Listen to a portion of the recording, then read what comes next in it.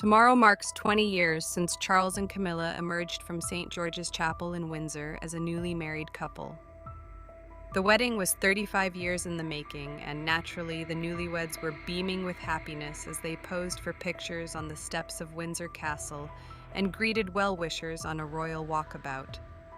It was far from a conventional affair, with the day broken up into two sections, with Charles and Camilla taking part in a civil ceremony at Windsor's Guildhall, where they were legally married, before they traveled to St. George's Chapel for their blessing from the Archbishop of Canterbury. Nevertheless, the wedding, dubbed a fairy tale for grown-ups, was a seamless affair without any hitches. Even the weather held up, with the party enjoying a beautiful spring day.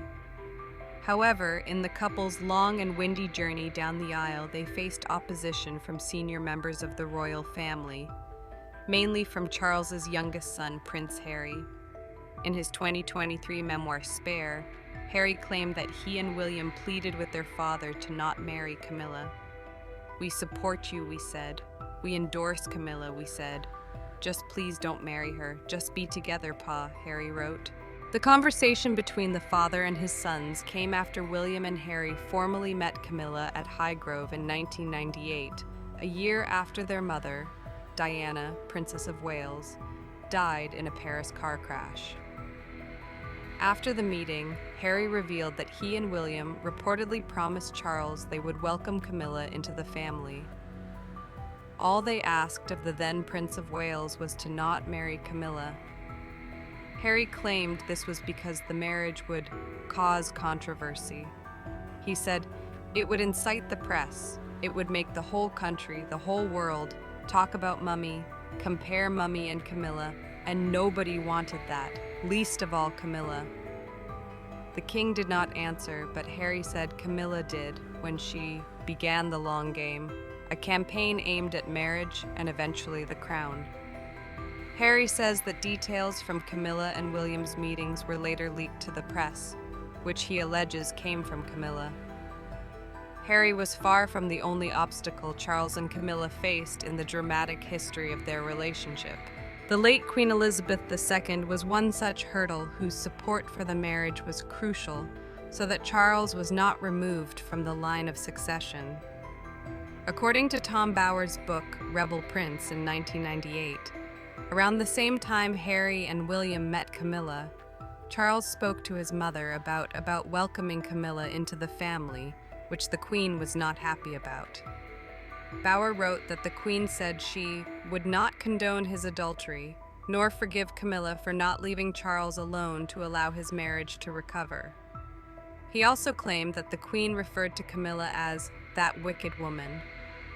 By 2000, the Queen indicated her tacit approval of their relationship when she attended a lunch with the pair, and she did eventually give the couple permission to marry. However, the Queen did not attend the civil ceremony, although she was at the religious blessing. Camilla and Charles also faced opposition to their relationship from the wider public. Following the collapse of Charles and Diana's marriage in 1992, Camilla was seen as a homewrecker who had destroyed the prince and princess's relationship. During the run-up to their wedding, the couple attended a number of public events together, and Camilla also moved into Clarence's house, establishing her as Charles's closest confidant. Once the wedding day arrived in 2005, it was an uncontroversial affair, although it did face some last-minute bumps in the road to the aisle.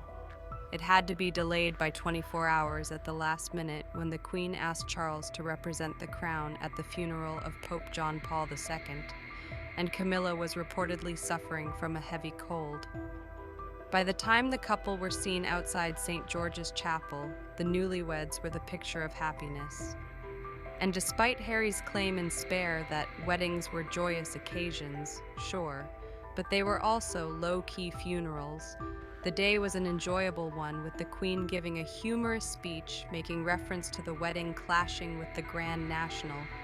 And in spite of Harry's claim that the marriage would cause controversy, 20 years on, Camilla has become an integral and accepted part of the royal family. This culminated in Queen Elizabeth II issuing a statement voicing her support for Camilla to receive the title of Queen Consort upon Charles' accession to the throne rather than Princess Consort.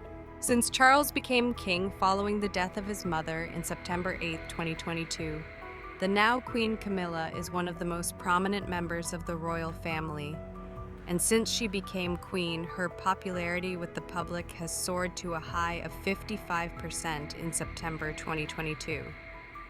In the wake of Charles's cancer diagnosis in February 2024, Camilla took on more engagements and has only seen her support grow.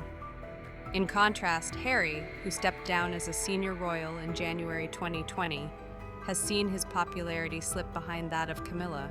Can't get enough royal news? Subscribe to our channel to get the latest on Kate Middleton, Meghan Markle, and more.